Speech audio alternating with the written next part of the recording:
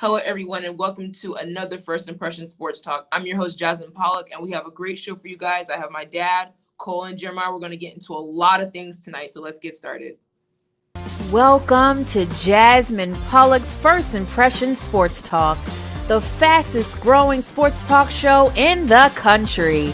And now, here's your host, Jasmine Pollock.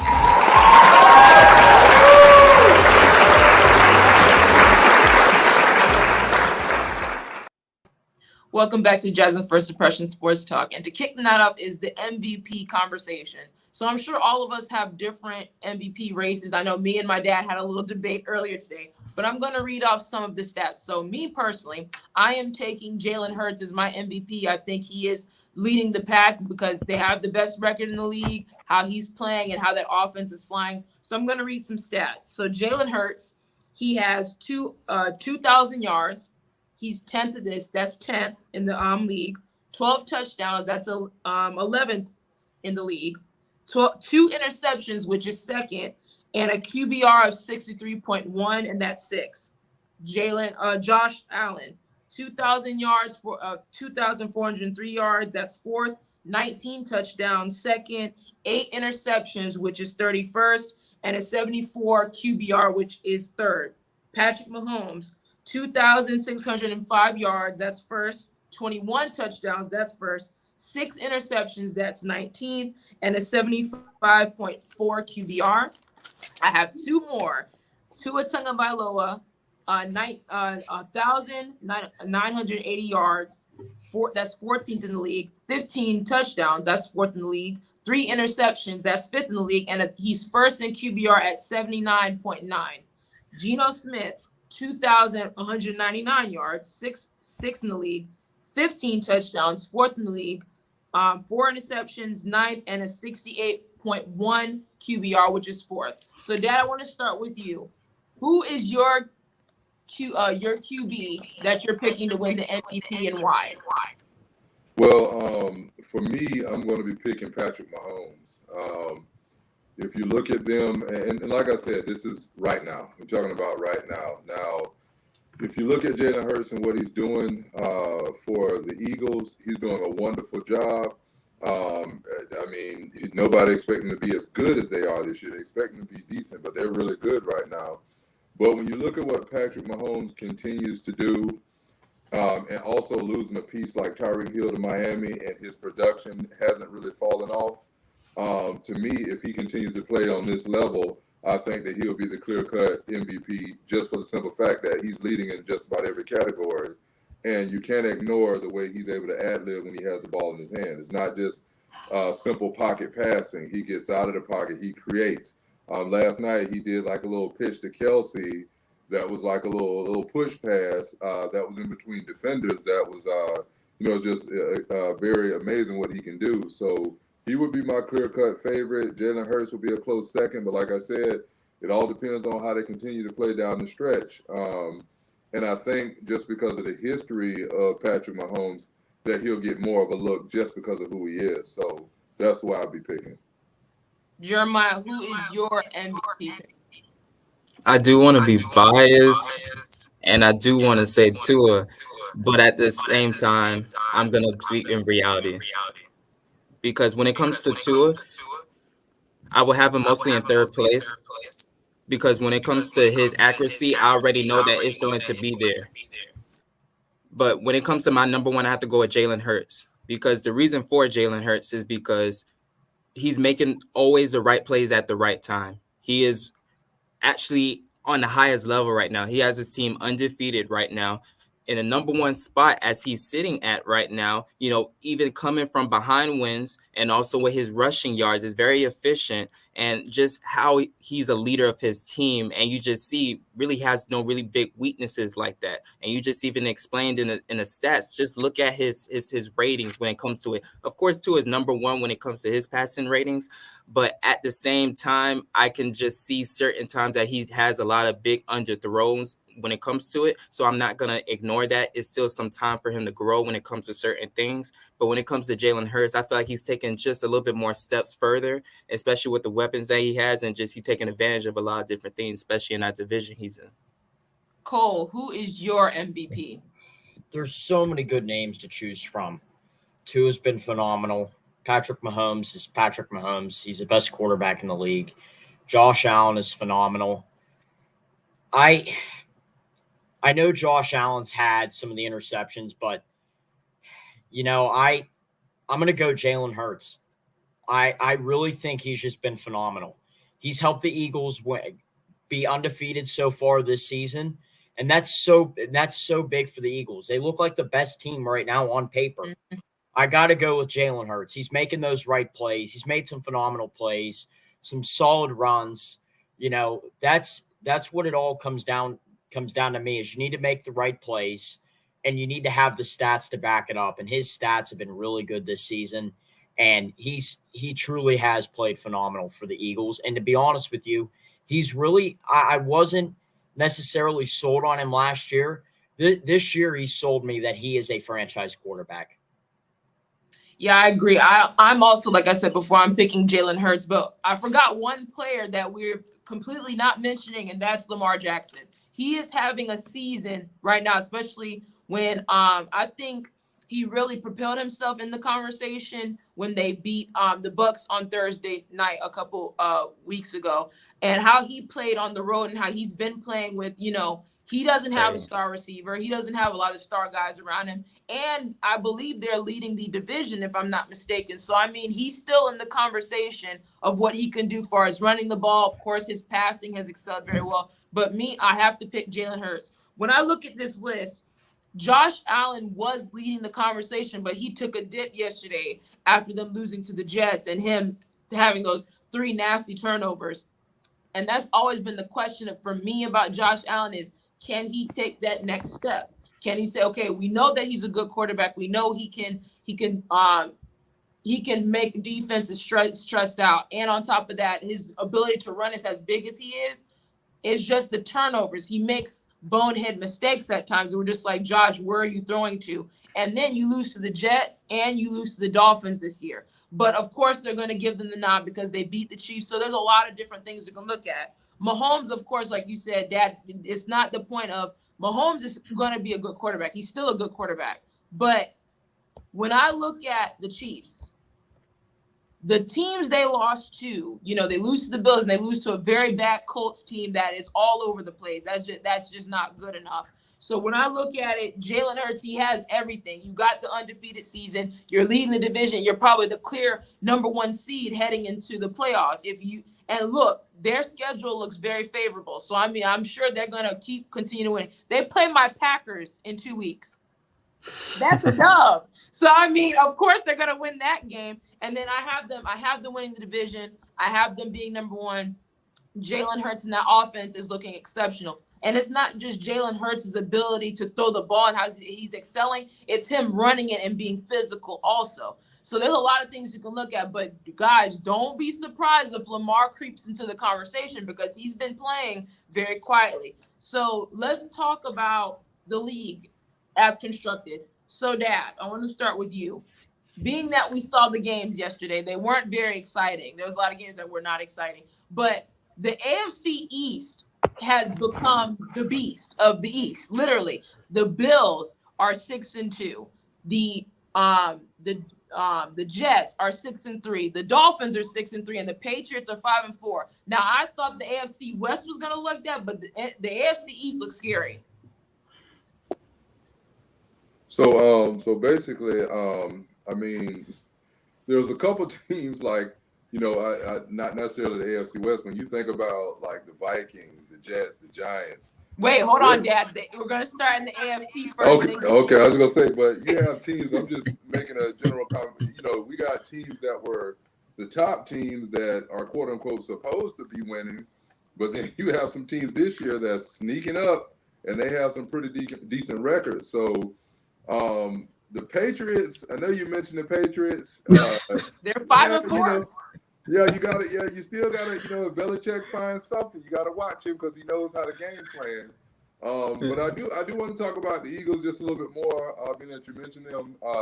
So the Eagles, the thing is, they're going to have some pressure coming to them pretty soon because right now At the beginning, it's like there's no, we didn't expect them to do this well.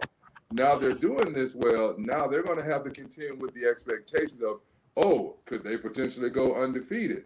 Are they going to be the first round? Are they going to get the first round home field advantage? Are they the Super Bowl favorites? So when that pressure starts to hit them, we're going to really see how well this team plays, because in that sense, they're still young, even from a coaching perspective. So for me, I'm going to hold off to jumping so deep into what the Eagles are doing, even though I think they're doing well. We still got a long way to go to figure out whether or not they can handle the totality of what they're going to be expected to do. So for me, think about this though, Dad. We can say the same thing for the Bills, because everybody had the Bills as their favorite. Is that now getting to their But hands? the Bills have been that for like the last 3 years. We already kind of know what the Bills. They have to get over the hump. That's what I'm not sold yet on the Bills. That's why, like, when I look at the AFC East, right? We look at the Dolphins, we look at the Jets. We did not see the Jets coming. We can all agree we did not see the Jets looking like this. I did not see them, you guys are aware that the Jets could lead this division because they beat both the Bills and the Dolphins. Can you guys believe that? Now, but the Patriots beat them. It's crazy how that stuff works. But Cole, to you, when we look at before we get into the NFC, because we're going to get into the NFC in a little bit, but when we look at the AFC, what teams are you shocked by that you're like, I did not see this coming? The first, I just need to start off with the Jets. Yeah. That's the one that just comes straight to my mind. I'm really shocked that the Broncos are as bad as they are this year.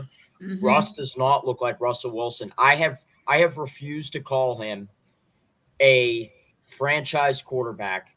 Well, no, I said he was a franchise quarterback, but I refuse to call him the most elite of the elite, because I've always felt during his whole career he has some very bad times where he throws bad interceptions. Mm-hmm. And part of being an elite quarterback in the NFL is making the right plays at the right time. Right. At the Super Bowl versus the Patriots, where he threw an interception at the end. That was a terrible interception. 1 yard line. On the 1 yard line. To give Tom Brady another Super Bowl. Still not happy about that, because I don't like Tom Brady, but So, and then also too, a couple years ago in the Monday night game, he threw another bad interception when the Seahawks were really good. I think the 49ers are really good. He just has times where he throws really bad interceptions. Agreed. But hands down, I got to go with the Jets. Yeah. What, 6-3? 6-3. 6-3. It's just incredible to see how well they've performed this year.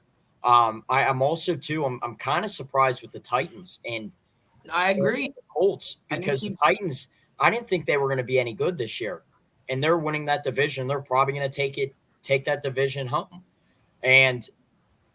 but I gotta go hands down with the Jets. It's the Jets. Mm-hmm. Well, and I'm glad you mentioned the Titans, because the Titans, for one, Malik Willis, I like him. I like what he did last night and what he showed last night, especially on the road against the Chiefs. Even though they lost, but you still gave up a fight. You still, made some plays that are just really, really interesting. And Derrick Henry is getting back to that shape and that form, even though he had I'll say last year he kind of had an off year because he's recovering from that foot injury he had. I believe he had a plate in his foot. I think he got that removed. But now you're starting to see Derrick Henry get back to being Derrick Henry. And that he's always a problem for anybody because of how big, how physical he is. And he's still carrying the ball and just looking like Derrick Henry, like he always does. But I have to say the Jets. I did not see the Jets coming. I was not expecting, again, the AFC East to be this good. I thought the AFC West was the team, the division to look out for, because you had Mahomes, you had Wilson, you had Derek Carr and Devontae Adams, and of course the Chargers. Now the Chargers are 5-3. They're starting to get back into shape, but they had a lot of injuries. They're dealing with a lot of injuries. And I still have the Chargers. I'm still keeping my eye out for them because they're starting to pick it up and win. But I was not seeing the Jets, and the Jets could very much so be leading in this division because they beat both the Dolphins and the Bills. I mean, it's crazy. But remember, their coach now used to be the defensive coordinator for the 49ers. So that philosophy he brings to that team, there's a certain philosophy that he brings, but I was not seeing the Jets. But before we go to break, Cole, I want you to do your little spiel on Claypool being traded to the Bears. What is your thoughts? I want to know. Go ahead. Yep, it was a great trade. The Steelers, they made a really good football move. Chase Claypool is not worth a first-round pick. I knew they weren't getting that for him. I heard that they were looking for a second, third, and a fourth for him. They weren't getting that either. I thought they would get him for a third. I thought that was reasonable. He just hasn't performed for the Steelers. He had one good year. It was his rookie year. Last year, didn't really do much. And this year, he's just been invisible on the field. He hasn't done anything. So I like that they got a second-round pick for him, and it's from the Bears. The Bears are the Bears, and they will always be the Bears. So I think, but they will beat the Packers again. No, second go round. Nah, no, I don't see that. Oh no, you guys don't understand. You don't understand how I have absolutely no faith in my team right now. Yeah, but I'm still a Packer fan, but it's bad. But Jasmine, they had to beat us on the ground by 178 from field just to get close to us. I have a question. Can the Packers defense stop the run? Exactly. We are not beating the Bears. We're just not. Jeremiah tried to convince me today, everyone, that the Packers are going to at least win a couple more games. Absolutely not. We played the Dallas Cowboys this Sunday. We're not beating the Cowboys, and I hate to say that, and I don't like the Cowboys, but we're not beating them. We're not. Aaron Rodgers has owned the Cowboys, though, don't they? But Dad, that's what I told her. Dad, have you looked at the team, like as of late, like how we're constructed? We are not beating. Then our number one pass rusher, he tore his ACL yesterday. That is huge. Rashawn Gary, I'm scared. Our defense is already questionable, and then we lose our top pass rusher. No, I'm not. No. Cowboys will find a way to do cowboy things. I'm telling you. Okay, fair enough, but I have no faith. And then we play the Eagles. Oh, it's not happening. Then we have to play the Vikings again, not winning that game. We're just not going to win these games. Then we play the Dolphins. Come on. It's not happening. The Packers are just not it this year.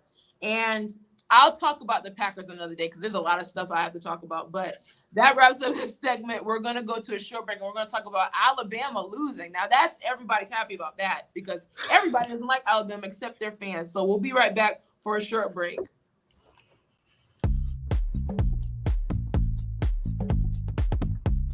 Renting is everything. It's style at your doorstep, off the runway and into your closet. It's every trend you've been dying to try and every designer you've yet to discover. It's wearing it your way every time and making it count everywhere you go. It's never worrying about what to wear because something new is always coming your way. That's why renting is everything. New styles, top designers, all for a flat monthly fee. Start your subscription at renttherunway.com.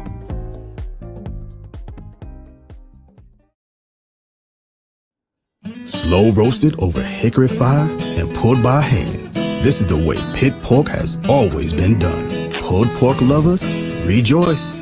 The smoky old days are back at the Smoke Shack. From the creative team that brought you the Browning Project and Dead by Morning comes a new thriller that will change the way you look at white-collar crime forever. Falling from the Sky.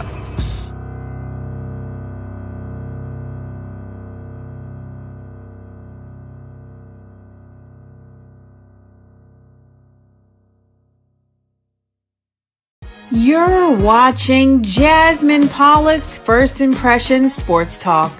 Be sure to join Jasmine every week for great conversation on the NBA, NFL, and a wide variety of sports topics. To see past episodes of First Impressions Sports Talk, go to YouTube and search First Impressions Sports Talk. You can connect with Jasmine on LinkedIn by searching Jasmine Pollock. And now, back to more First Impressions Sports Talk. Welcome back to Jasmine's First Impressions Sports Talk. And the voices you just heard were from Kelly Johnson and Dion Hunter. If you would like voiceover work done for your projects, you can go to the Leon Thomas group and get in contact with Leon Thomas. If you'd like to be a guest on my show and see past episodes of my show, you can go to my website at jasmineonsports.com. Now let's bring everybody back. We're going to talk some college football. We're not talking about the Gators. We're not talking about the Canes. We're not talking about those teams. We're talking about Alabama losing to LSU in overtime. Isn't that exciting? Now, I was one of the people that said, they're going to find a way to sweep Alabama. And oh, no, they can't anymore because they lose the second game of the season to top 10 teams. So, Cole, I want to start with you. How does it feel to see Alabama lose again? Wonderful. Wonderful. I'm so happy they lost. It's every year I have to go and I have to watch Alabama in the college football playoff. Goodbye. Don't let the door hit you on the way behind. That's what I got to say to them. I don't like Alabama. It's every year. It's becoming so boring. College football landscape is boring. I'm so happy that they're out of it. I wish Tennessee would have won because I want to see them win it. Yeah. Hendon Hooker has played phenomenal for them. They got that receiver. I forget his name. He's going to go in the first round of the draft, most likely, from all the projections that I'm seeing. But it's so good to see Alabama just gone. I don't want to see them in the college football playoff anymore. I need a break from them. We'll see what happens, but it's awesome that they're gone. And not to mention, the last time Alabama had 2 losses was back in 2019, and that was the same year LSU won the national title. So just that's a little stat for people just in case. But Dad, to you, is Alabama on the downside right now? Because last year they didn't win the national title, even though they went, but Georgia came back and beat them, and now they may not make the playoff. Well, so Alabama is like Cole's kind of talking about. It's the same thing every year. Alabama, and it really just became redundant because there's so many teams out there. I mean, you have to respect their dominance. You have to respect what they've done over the last several years. But at this point, you might see a change. I mean, when you see the surge of Georgia, now you have Tennessee in the mix. And like I said, you got Ohio State. And you still have some of the usual suspects, but it might be that time, where things are changing, whether it's through recruiting, whether it's just, hey, it's just time for somebody else to go ahead and take the mantle. And maybe other teams are starting to catch up to the Alabama way. Hey, this is what they like to do. And, over the last couple of years, you kind of see that. Now, I won't say that Alabama's down because guess what? They can always go out and recruit a much better class year in and year out. So it's one of those things that's a moving machine. So you can have a down year this year and then come back next year with some of the best talent. So I'm happy to see something different this year. I'm happy to see that it's shaking up a little bit this year. And, we'll see how the playoffs actually play out this year, but I'm looking forward to it. I just feel like this is where the college football playoff should be extended. We've always had that conversation. We've had conversations on the show about it, where they need to go to 8 teams at least. You have the Final Four, where, the first team, the number 1 team versus the 4th team, and then the second team versus the 3rd team. But we need an 8 slots. I mean, you have the New Year's Six Bowls. Those could be playoff games. Those could be playoff games that lead to the college football playoff. Now, that would be longer. That would get a lot of people more excited, because just seeing the 4 where you have teams that did very well, didn't lose, that didn't lose the whole season, end up not getting in. They probably in that 5th or 6th spot, and just like, man, come on. I mean, we would have, had a chance, but you see teams like TCU, they're going to jump. LSU's obviously going to jump after beating Alabama. There's a lot of teams to look out for that are in the college football playoff. And now the number 4 team now is Oregon. Now, remember, Georgia destroyed Oregon in the first game of the season, and now they're in the top 4 because and who knows, they might give Georgia another run. They might say, man, that was the first game, let's run it back. Things like that. Of course, Ohio State is still there. Michigan is still there, but the college ball, the Final Four is going to continue to change because that Ohio State and Michigan game is huge. I mean, it's going to have huge implications, and whoever wins that game is probably going to go have their slot selected in the Final Four. But Jeremiah, to you, what team do you feel is the most complete? Georgia, Ohio State, Michigan, or Oregon? Well, for me, I would just say it's Ohio State. Even with the adversity, I just felt like they just have that motor to where they could just flip on that switch. Now, when it comes to Georgia, you can say the same, but at the same time, I've seen some, same mistakes from Florida when it comes to a lot of different games that, they sometimes get bailed out from. I mean, I'm not too sold on their quarterback, but at the same time, their defense in other parts. Yeah.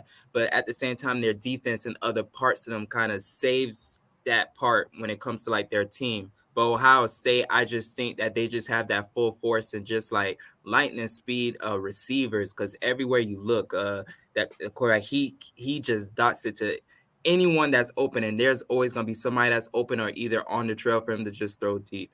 And I just feel like they'll be a reckoning with when it comes to playoff time. And CJ Stroud, which is the Ohio State quarterback, I believe now he's leading in the Heisman race because that game that the Hooker had against Georgia was not good. That dipped him.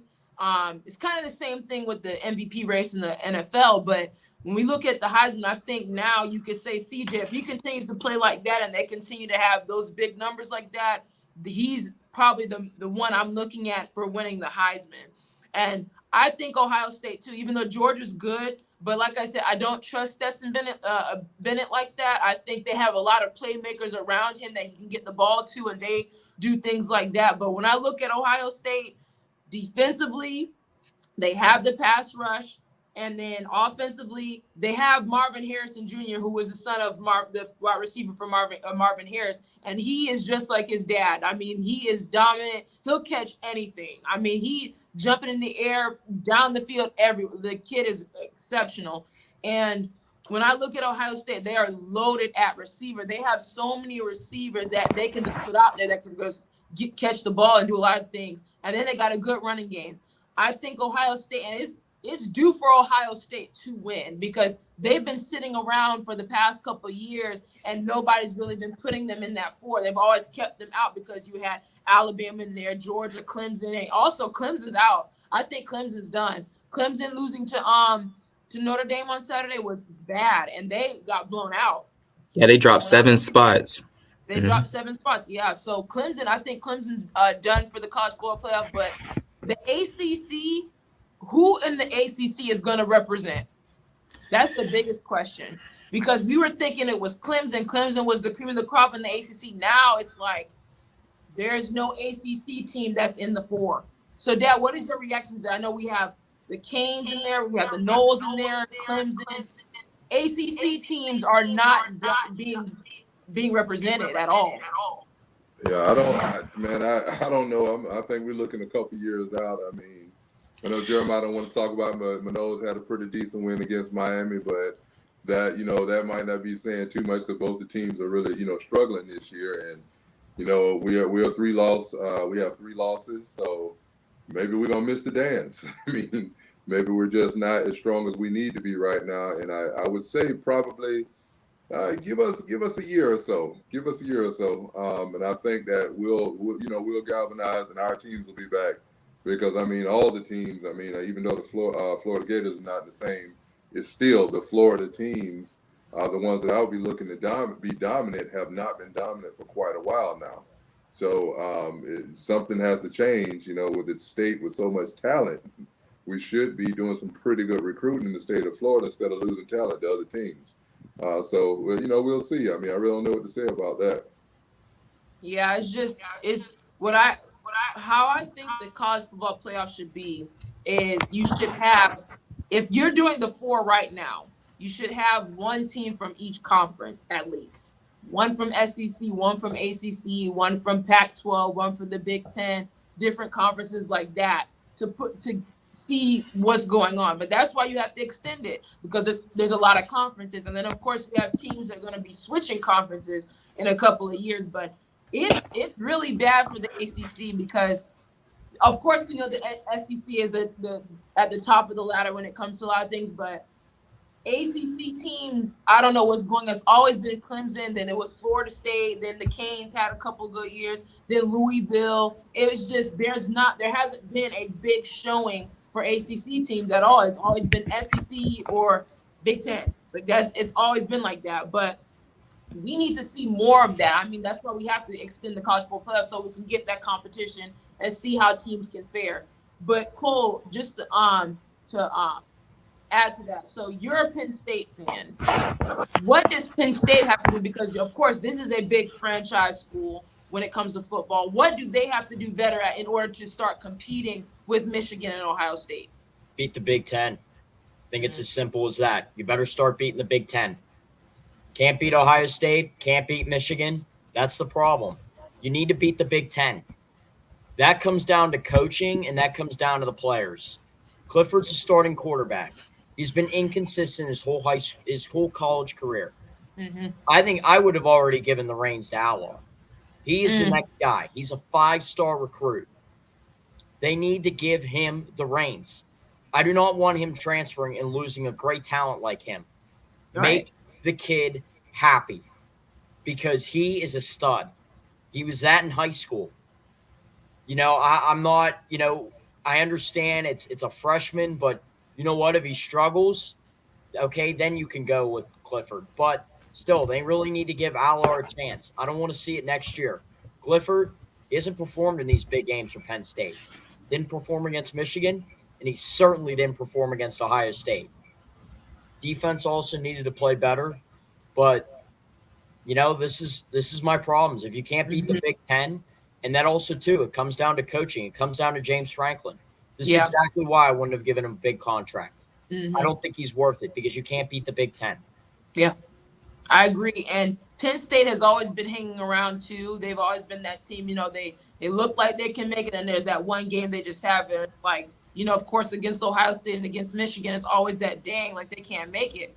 But that wraps up this segment. We're going to see what's going to go on with the college football playoff. Hopefully, they listen to us and say we need to expand the college football playoffs so it could be more competitive, so we can see a lot more teams and what they can do, because you never know. You have top 10 teams you have teams right now who are in the top 10 who are undefeated but won't even see the Final Four. But let's go into the NBA. So, Dad, I want to start with you. So the big question is, are the Lakers finally finding success with what Russell Westbrook coming off the bench? And I'll read you some of his stats. So through 4 games of him coming off the bench, he's averaging 18 points, 6 assists, 6 rebounds. He's shooting 50% from the field and 41% from 3. So what is your reaction to that? Even though they're still losing, but he's showing some good strides. Well, I think that's a big deal down the stretch, because if you get Russell Westbrook consistently scoring in the double digits and getting you some boards and some assists, that's exactly what he needs to be doing.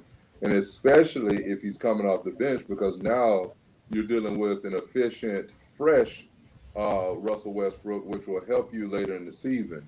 One of the things I'll say with the Lakers, they have to find what their identity is as a whole, because I still feel that the team is kind of discombobulated with, you know, some of the roles and how they have some of the people playing. They got to get these roles defined and who's going to be doing what and how consistently. And then they're like you said, we talked about LeBron and AD, their production has to go up. It's going to require them to be at that superstar status. LeBron, 27 points, might not be able to get it this year.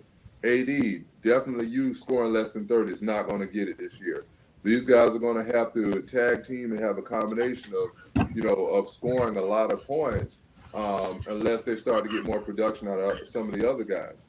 Mm-hmm. So I don't know really what to say about them, because Darvin Ham, it seems like he's making adjustments, which is pretty cool, which he, you know, now he's getting his legs. Maybe it's just going to take him several games to get to a point, but they got to be careful because they're already behind, and before you know it, they can be down quite a few games. And I know Yeah. basketball, you have a little bit more time to make up for that. But I think that right now they're still trying to find their stride and find their identity. But they got to be happy with what Westbrook is doing, because if you can get that production out of him consistently, now when everybody else brings it in, now they're going to be a hard team to stop.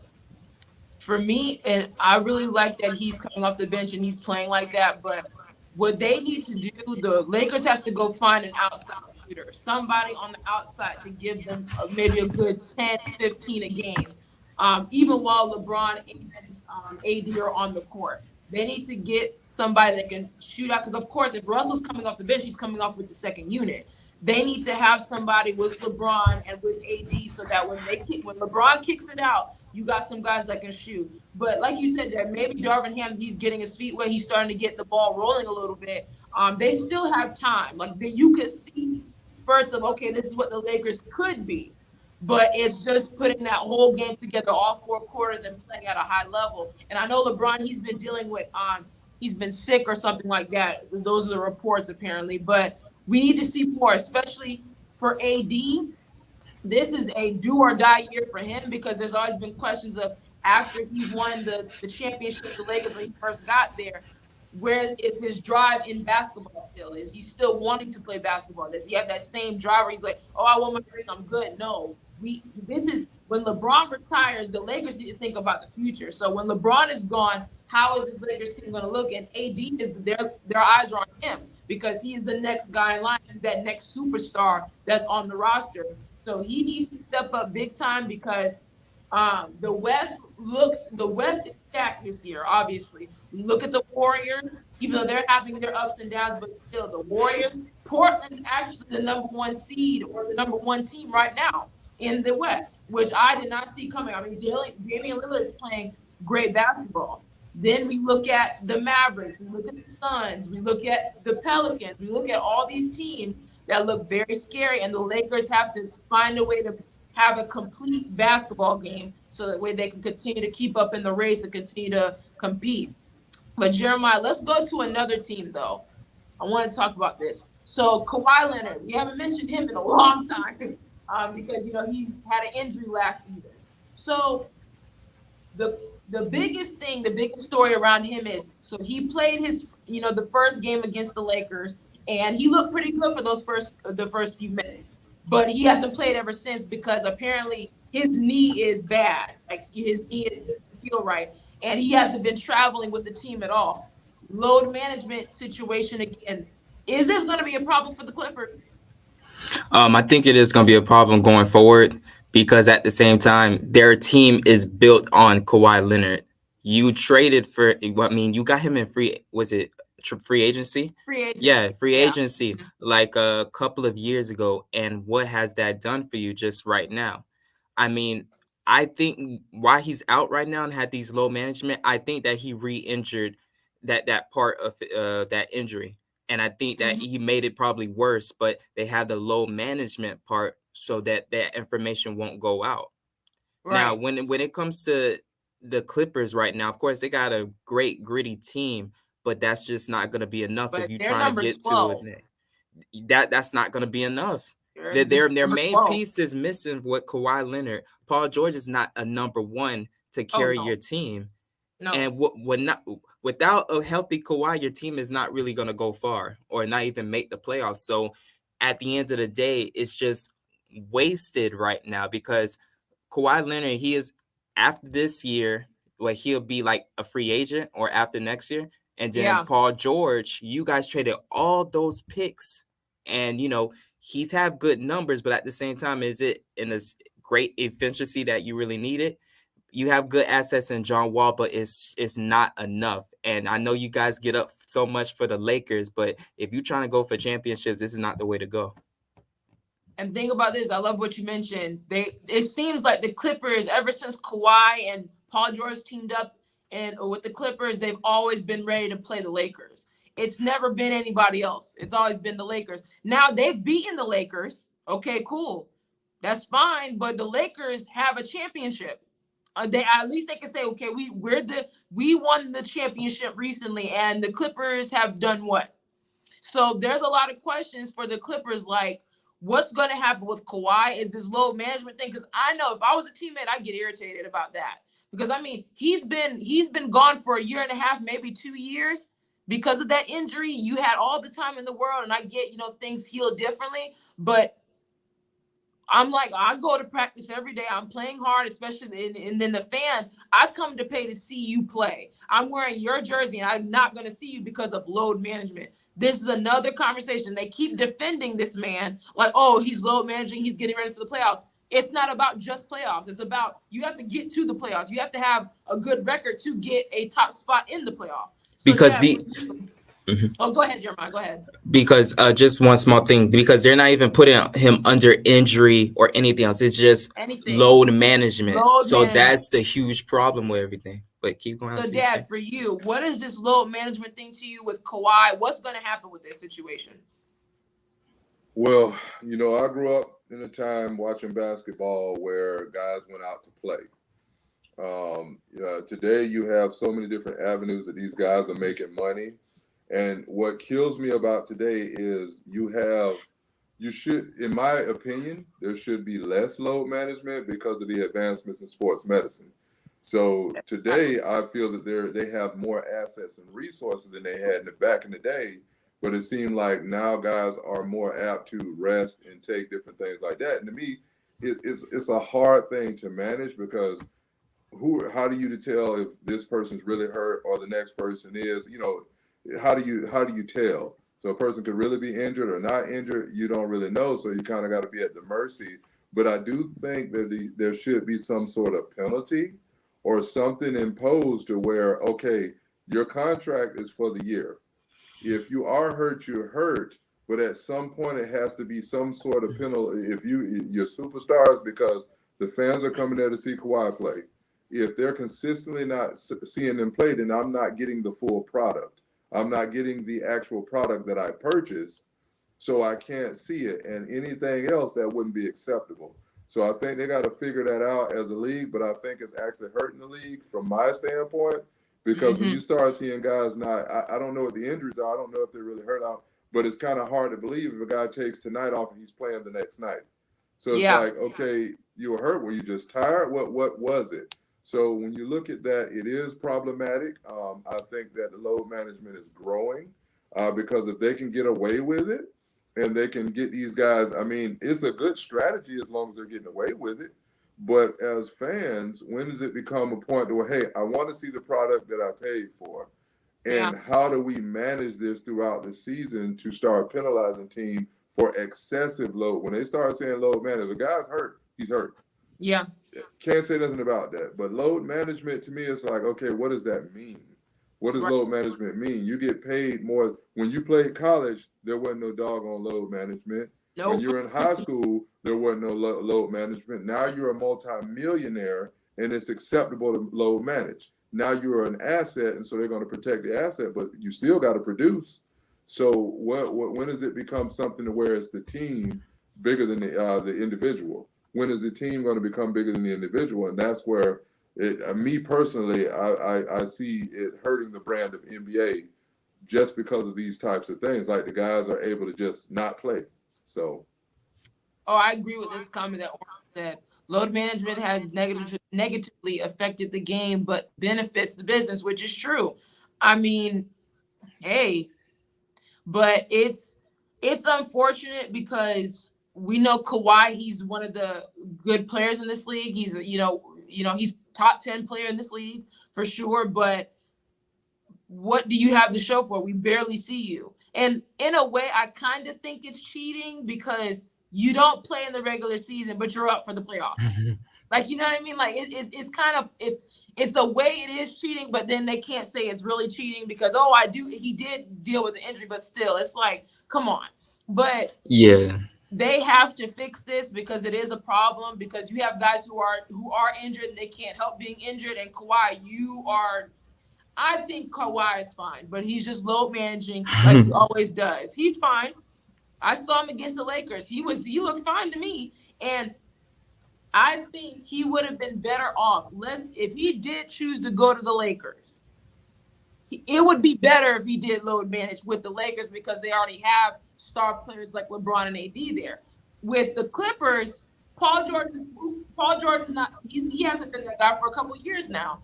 Even when he was with the last great time we saw of Paul George was when he was with the Pacers, when him and LeBron and the Heat was going back and forth. He hasn't been that same Paul George ever since. He can still get you 15, 20, but he hasn't been that Paul George. He's not that that dominant of a player like he was before. Kawhi would be better off going to the Lakers, but I know that would blow up the league because that's a super team. But I get it. But hopefully Kawhi comes back because I want to see everybody healthy. I want to see everyone get their just dues. I want to see everybody do this because I'm tired of seeing the load management. That's been that conversation when he was with the Spurs. That was that whole thing. I've never even heard of load management. So that wraps up Jasmine Pollock's First Impression Sports Talk. Thank you, Dad. Thank you, Jeremiah. Thank you, Cole, for being a guest. We're definitely going to keep an eye out on Kawhi and the NBA, the NFL. There's so much to talk about. I mean, sports is constantly changing. So that wraps up tonight's show. See you guys next Monday for more sports talk.